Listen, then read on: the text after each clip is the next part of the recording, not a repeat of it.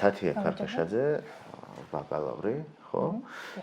დიდი მადლობა შენი დროისთვის და ჩვენ ახლა უნდა ვისაუბროთ ჩინეთის თემაზე. პირდაპირ გეტყვი, რომ ბევრი ადამიანი საქართველოში ესე კი საუბრობს, მაგრამ არ შედის სიღრმეებში რეალურად ჩინეთის ინტერესის შესახებ და რახან შენ ეს ყველაფერი გამოიკვლიე, იქნება გაგვიზია, რომ შენი კვლევის საგანი და მიმართულებები რას ეხება პირველ რიგში ეს კვლევა და რა ინტერესები აქვს ჩინეთს საქართველოში და როგორ არის ის წარმოდგენილი საქართველოში და ამიერკავკასიაში.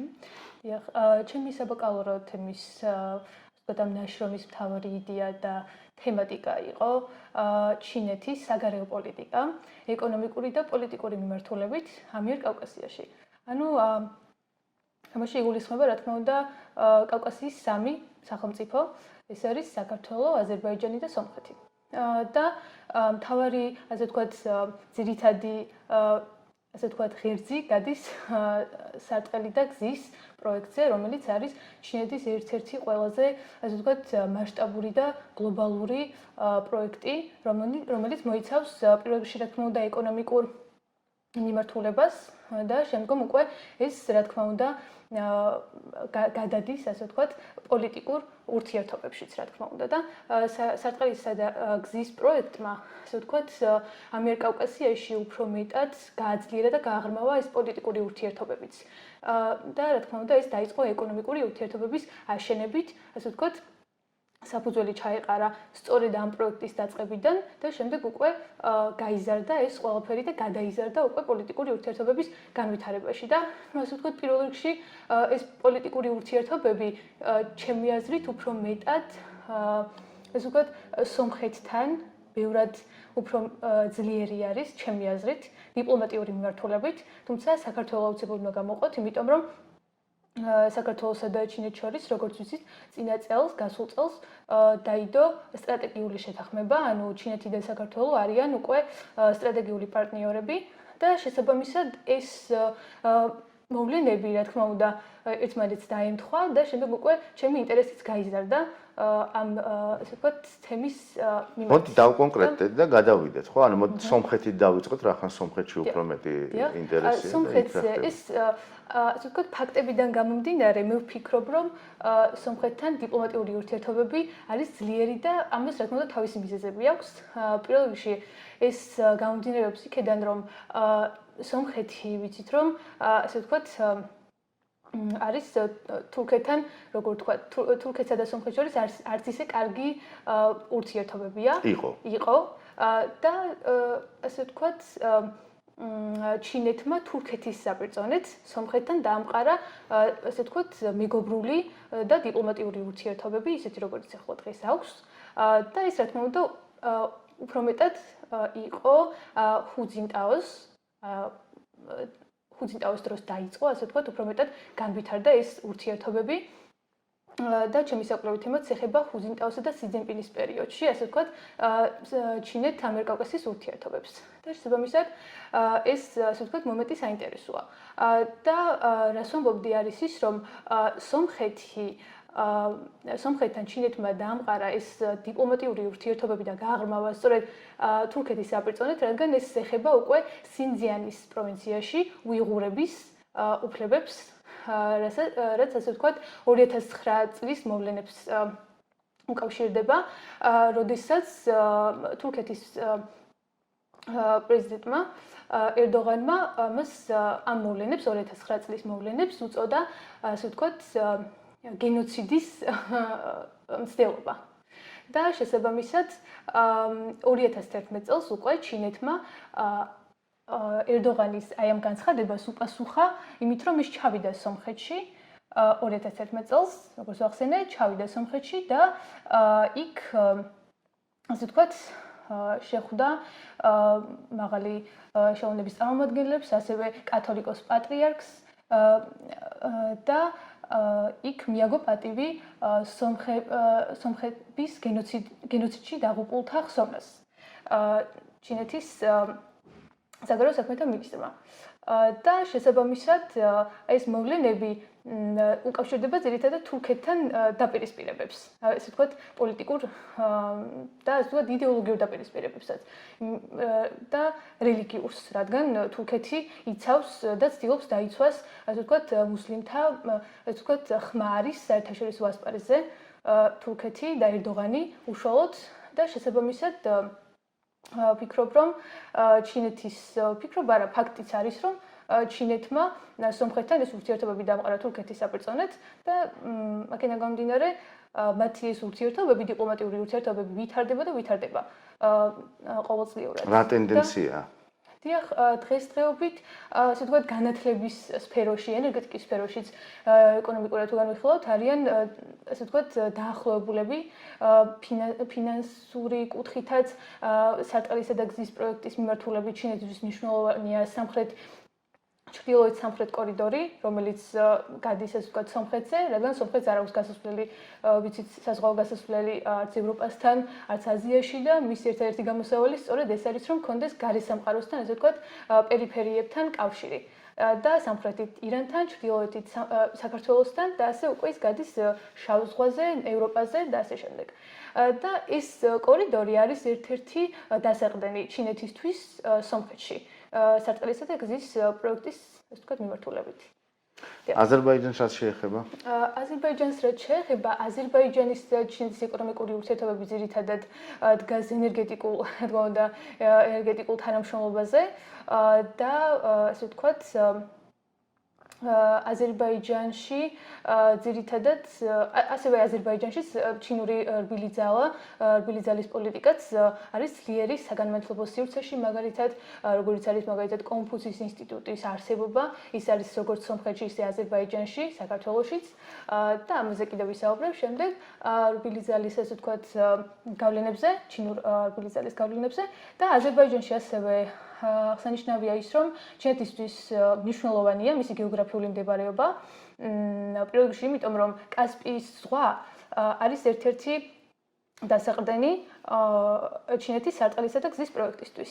აი მაგალითად სომხეთში ეს იყო ჩრდილოეთ სამხრეთ კორიდორი. აზერბაიჯანის შემთხვევაში ეს არის კასპიის ზღვა, იმიტომ რომ კასპიის ზღვიდან უკვე ის შემოდის საქართველოში მაგალითად. შემდეგ გადადის შავ ზღვაში, ევროპაში. ну, ასე ვთქვათ, მთლიანი სურათი რომ დავინახოთ, ჩინეთის მთავარი მიზანი არის ევროკავშირის ბაზართან დაახლოება. და ეს ტერიტორია, სამხრეთ კავკასია და ეს სამი სახელმწიფო არის მისი ერთგვარი ჰაბი, ასე ვთქვათ, ცენტრი, ხიდი რომ დაუკავშირდეს შემდეგ დასავლეთით ევროკავშირის ბაზარს და იქ შეიტანოს საკუთარი პროდუქცია და ასე შემდეგ. და დიახ, აზერბაიჯანის შემთხვევაში კასპიის ზღვას აქვს ყველაზე დიდი მნიშვნელობა, ასე ვთქვათ, ერთ-ერთი ყველაზე მნიშვნელოვანი ასე ვთქვათ, მნიშვნელოვანი არის. ვაჭრობის ტენდენცია როგორი არის მაგალითად აზერბაიჯანსა და ჩინეთს შორის? ვაჭრობის და ტენდენცია საერთოდ აი სამივე ამიერკავკასიურ ქვეყნებსა და ჩინეთს შორის როგორი ტენდენცია იკვეთება ბოლო პერიოდში? დიახ, აი მნიშვნელოვანია აღინიშნოს, რომ მაგალითად საქართველოს შემთხვევაში საქართველოსთვის მეოთხე სავაჭრო პარტნიორი არის ჩინეთი. აზერბაიჯანისთვის ეს არის თუ არ ვცდები მესამე ან მეოთხე შეიძლება იყოს სავაჭრო პარტნიორი, ასე ვთქვათ, ხუთეულში შედის ყოველ შემთხვევაში, იმიტომ რომ ჩინეთი რა თქმა უნდა ხდება დიდი ბაზარია, საკმაოდ ერთ-ერთი ყველაზე დიდი ასე ვთქვათ მსოფლიოში და აზერბაიჯანსა და ჩინეთს შორის, როგორც ვახსენე, ენერგეტიკული მიმართულებით უფრო მიმდინარეობს ხოლმე, ასე ვთქვათ, ეს ურთიერთობები, ეკონომიკური ურთიერთობები, ასევე სავაჭრო ფინანსური ურთიერთობები და ასე ვთქვათ, ჩინეთის ეკონომიკური ურთიერთობები სამხრეთ კავკასიაში ძირითადად არის ამ მიმართულებებით. საყოფაცხოვრებო ნივთებით ვაჭრობა ძირითადად, მაგალითად საქართველოში სპილენძის მადნებით, კონცენტრატებით ვაჭრობა, ეს ერთ-ერთი მნიშვნელოვანია ჩინეთ-საქართველოს ეკონომიკურ ურთიერთობებში, სავაჭრო ურთიერთობებში და ენერგეტიკული მიმართულებით ძირითადად სომხეთთან და აზერბაიჯანთან. ასე ვთქვათ, დაახლოებით აი სფეროები არის ერთი და იგივე. ფინანსები, ინვესტიციები, საინვესტიციო პროექტები და ასე ვთქვათ, ჩინური ინვესტიციები იზრდება და იზრდება ყოველწლიურად. როგორც საქართველოში, ისე აზერბაიჯანში და სომხეთშიც, ასე ვთქვათ, მაგრამ უფრო აზერბაიჯანსა და საქართველოში. ფინანსების გარდა შენ რბილი ძალაც ახსენე და აი ამ მოდი უფრო მეტი გითხარი ამ რბილი ძალის შესახებ, ხო, აი სამივე ქვეყანაში რა სახის რბილ ძალას იყენებს ის? ჩინური რბილი ძალა საინტერესოა, რადგან ასე ვთქვათ, როგორც საქართველოში, აზერბაიჯანში და სომხეთში, სამივე სახელმწიფოში არსებობს ჩინური ანუ ასე ვთქვათ, ენის პოპულარიზაცია არის ერთ-ერთი მთავარი მიმართულება სამივე სახელმწიფოში. საგამართლობო სივრცეს და აკადემიურ სივრცეს კარგად იყენებს ჩინური რბილი ძალა, რადგან თავის კულტურას და ასე ვთქვათ, მდიდარ კულტურას იყენებს იმისთვის, რომ შემდეგ მოიზიდოს ბევრი სტუდენტი, ვთქვათ, ამ სახელმწიფოებში, ამ კონკრეტულ სახელმწიფოებში და როგორც სხვა რეგიონებში, ვისთანაც მას დიპლომატიური ურთიერთობები აქვს დამყარებული ჩინეთს, ისე ამ სამ სახელმწიფოში, ამიერკავკასიაშიც არსებობს კონფუცის ინსტიტუტი და ესე ვთქვათ, კონფუცის ინსტიტუტის შემდეგი ეტაპი, ასე ვთქვათ, სადაც სტუდენტები, ქართველი სტუდენტები სწავლობენ, ან სომეხი, აზერბაიჯანის სტუდენტები სწავლობენ ჩინურ ენას, შემდეგი ეტაპი არის უკვე სასტიპენდიო პროგრამები, რომლის საშუალებითაც ისინი უკვე მიდიან ჩინეთში. და იქ ეუფლებიან ჩინურ ენას, ან შეიძლება მათ ისწავლონ საერთოდ სხვა განხრით და ასე ვთქვათ, ჩინეთი მათთვის არის ერთგვარი ასე ვთქვათ, უკვე საერთაშორისო ასპარეზზე მათი განათლების დემონსტრირების ერთ-ერთი ადგილი საშუალება. და როგორც ვთქვათ, ანუ ქართველი სტუდენტების უმრავლესობისთვის არის მაგალითად ევროპა, ევროკავშირი, შეიძლება რომ ჩანაცვლდეს მაგითი?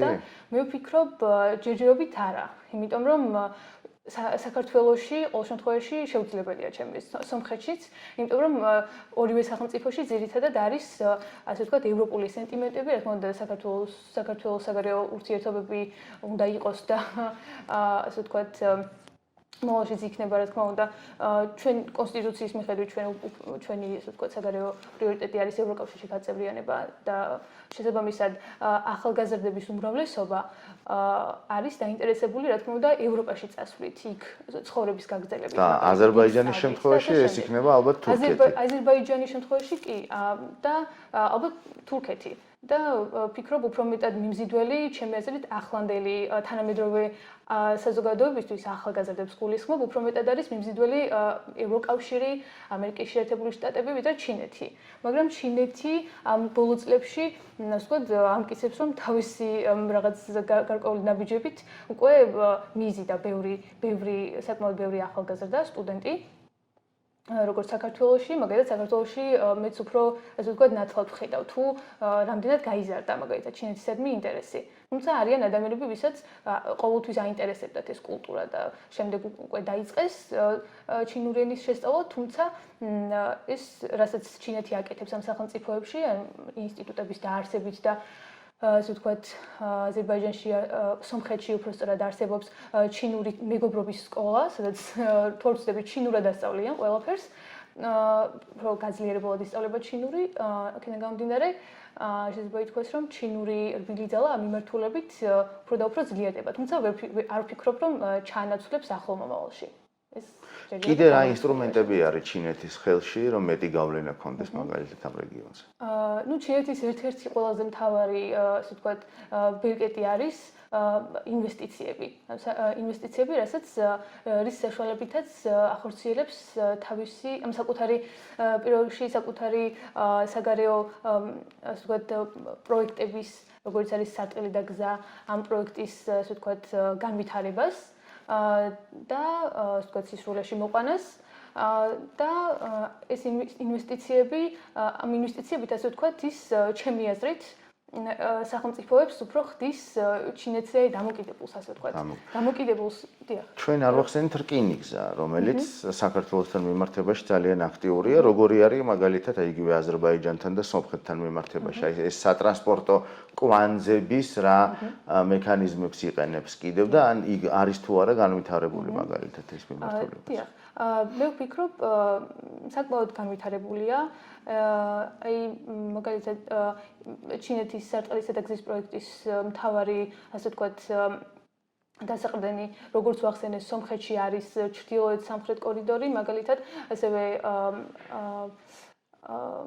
არის ის სარკინიგზო გზები, რომლებიც გადის მაგალითად საქართველოზე, აზერბაიჯანზე, თბილისი-ყარსი, მაგალითად ბაქო-თბილისი-ყარსის სატრანსპორტო გზა, რკინიგზა და ასე ვთქვათ, ამ მიმართულებით ჩინეთისთვის ყველაზე მნიშვნელოვანი და მთავარი დასაყრდენი, ასე ვთქვათ, არის სწორედ ეს რკინიგზები, სატრანსპორტო გზები, მაგისტრალები. საქართველოში არსებობს არაერთი მაგალითად ჩინური საინვესტიციო ასე ვთქვათ კომპანიები, ინვესტორი კომპანიები, რომლებიც აშენებენ მაგალითად საქართველოში მაგისტრალებს, ხიდებს და ასე ვთქვათ სწავლობენ საგზაო ინფრასტრუქტურას, როგორ შეიძლება დაუკავშირდნენ ესენი და გამოიყენონ ეს. ამას სწორედ იმის გამო აკეთებენ, რომ მათ უნდათ ამ სახელმწიფოებში იყოს განვითარებული ინფრასტრუქტურის მიმართულებით, რა თქმა უნდა, ხიდების, მაგისტრალების აშენება, არსებული რკინიგზების გამოყენება, რათა შემდეგ დაუკავშირდეს დროის მოკლე მონაკვეთში დაუკავშირდეს უკვე ევროკავშირის ბაზარს, ხო? დიახ, ეს არის თავარი მიზანი. კარგი, რო შევაჯამოთ შენი ასე ვთქვათ ნამუშევარი და დიდი მადლობა, რა თქმა უნდა, ამ საქმისთვის. რისი გამოყოფა შეიძლება კიდევ, ხო? ანუ რო განვსაზღვროთ რაღაცა პრიორიტეტი განვსაზღვროთ, აი უახლოეს 5 წელიწადში რას უნდა ველოდეთ, როგორი არის ეს მოლოდინები ჩინეთთან დაკავშირებით. ამ ქვეყნებში და თვითონ ჩინეთს რა მოლოდინები აქვს მაგალითად გათვლაში 5-10 წლის შემდეგ. საშუალო ვადიაში. მე ვფიქრობ, რომ აი 5 წლის მომდევნო 5 წლის განმავლობაში გაძლიერდება უფრო მეტად ეს ჩინური საინვესტიციო ინფრასტრუქტურული პროექტების, ასე ვთქვათ, რაოდენობაც მოიმატებს და უფრო გაძლიერდება. საქართველოში განსაკუთრებით ვფიქრობ, რომ ესე იქნება, ასევე აზერბაიჯანშიც, სომხეთში ნაკლები დასაყრდენი აქვს, ასე ვთქვათ, ზღვაზე გასასვლელის არქონის გამო, თუმცა აზერბაიჯანში და საქართველოში ვფიქრობ, უფრო მეტად განვითარდება ამ მხრივ ჩინეთის ასე ვთქვათ, ინფრასტრუქტურული და საინვესტიციო პროექტები და ასე ვთქვათ, თუ საქართველოს სამიმართებაში ვიტყვით, მე ვფიქრობ, რომ საქართველოსა და ჩინეთს შორის, როგორც უკვე სტრატეგიულ პარტნიორებს შორის, მეტად განვითარდება ეს ფინანსური საინვესტიციო პროექტები. მაგალითად ბაზიანში აპირებენ, ჯერ არ არის რა თქმა უნდა ეს დადასტურებული ინფორმაცია და თუმცა ჩინეთის ელჩმა ამაზე ისაუბრა, რომ მათ სურთ, ანუ მათი სურვილია ის, რომ მათ ბაზიანში ააშენონ საერთაშორისო აეროპორტი. ასევე არის ის, რომ ჩინეთ-სინგაპურის ასე ვთქვათ, ჩინურმა კომპანიამ გაიმარჯვა ტენდერში, მაგალითად, ანაკლიის პორტის აშენებასთან დაკავშირებით. ანაკლიის პორტი წეგან არ მიხსენებია, თუმცა არის ერთ-ერთი ყველაზე მნიშვნელოვანი დასაყრდენი, ისევე როგორც ფოთის პორტი და ბათუმის პორტი, ეს სამი ძირითადი პორტი ჩინეთისთვის შავ ზღვაში გასასვლელის ასე ვთქვათ, უბრალოდ ევროკავშირთან დაახლოების კუთხით, რადგან ეს სამი პორტი არის, ასე ვთქვათ, ყველაზე მნიშვნელოვანი წერტილი ჩინეთისთვის, რათა მან განახორციელოს საბოლოოდ თავისი ეს გლობალური იდეები და პროექტი სარტყელისა და გზის სახით და შესაბამისად ამიერკავკასია ვფიქრობ, რომ არის გეოგრაფიულად ისეთ არეალში მდებარეობს, რომ წარმოუდგენელია ჩინეთმა გვერდი აუაროს, თანაც მას შემდეგ რაც რუსეთმა ასე ვთქვათ დაიწყო ეს ომი უკრაინაში და შესაბამისად სანქცირებულ რუსეთთან მას არ სურს ასე ვთქვათ გააძლიეროს ურთიერთობები პირიქით აკეთებს და შესაბამისად მას სურს რომ აუაროს გვერდი რუსეთს და შესაბამისად ამიერკავკასია არის მინიმუმ ალტერნატიული გზა მაინც ხონდეს, ხო? თათი მე მაინტერესებს აი ანაკლიას და ვაზიანის მსგავსად ან მათ საპირისპიროდ აქვს თუ არა მსგავსი პროექტები, მაგალითად იგივე სომხეთში ან აზერბაიჯანში აქვს თუ არა, მაგალითად ჩინეთს შესაძლებლობა რომ აზერბაიჯანში პირობითად ააშენოს აეროპორტი, ან ააშენოს პორტი დამატებით კასპიაზე, ან მაგალითად სომხეთის შემთხვევაში სურს თუ არა იგივე აეროპორტის ან რაღაცა სხვა ესეთი ინფრასტრუქტურის აშენება. ამ მიმართულებით სომხეთსა და აზერბაიჯანში მე ვფიქრობ არ არის და ახალ მომავალში შესაძლოა რომ ჩინეთმა დაიწყოს მაგალითად მსგავს პროექტებზე მუშაობა, განსაკუთრებით აზერბაიჯანში უფრო მგონია, რა თქმა უნდა კასპიის ზღვიდან გამომდინარე, თუმცა საქართველოსთან ვფიქრობ ყველაზე მჭიდროდ ასე ვთქვათ დაამყარა უკვე აი ეს ეკონომიკური და ასე ვთქვათ პოლიტიკური ურთიერთობები.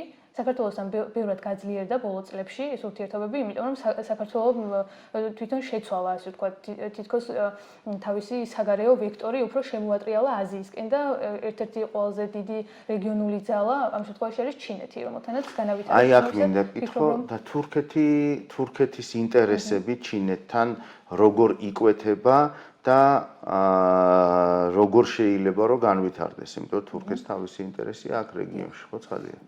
დიახ, თურქეთთან მიმართებით ამაზე უფრო ნაკლებად მაქვს საუბარი ჩემს ნაშრომში, თუმცა ჩინეთისთვის ერთ-ერთი ყველაზე მნიშვნელოვანი, ასე ვთქვათ, პრიორიტეტი არის ის, რომ ის გავიდეს ბოსფორის სრუტეზე და შესაბამისად ევროკავშირის ბაზარზე. ასე რომ ბოსფორის სრუტეს მნიშვნელოვანი ადგილი უკავია სარტყელისა და გზის პროექტში. ასე რომ ამ შემთხვევაში ვფიქრობ თურქეთის როლიც იკვეთება, თუმცა თავად თურქეთი ამაზე რას ფიქრობს, ჯერჯერობით უცნობია, იმიტომ რომ ჯერ არ განუხორციელებია ბოლომდე ჩინეთს ეს საკუთარი სხვა გლობალური პროექტი და შესაბამისად თურქეთის ინტერესები ჯერჯერობით არ ვიცით. კეთილი, დადია. უღრმესი მადლობა და წარმატებებს გისურვებთ. მადლობა.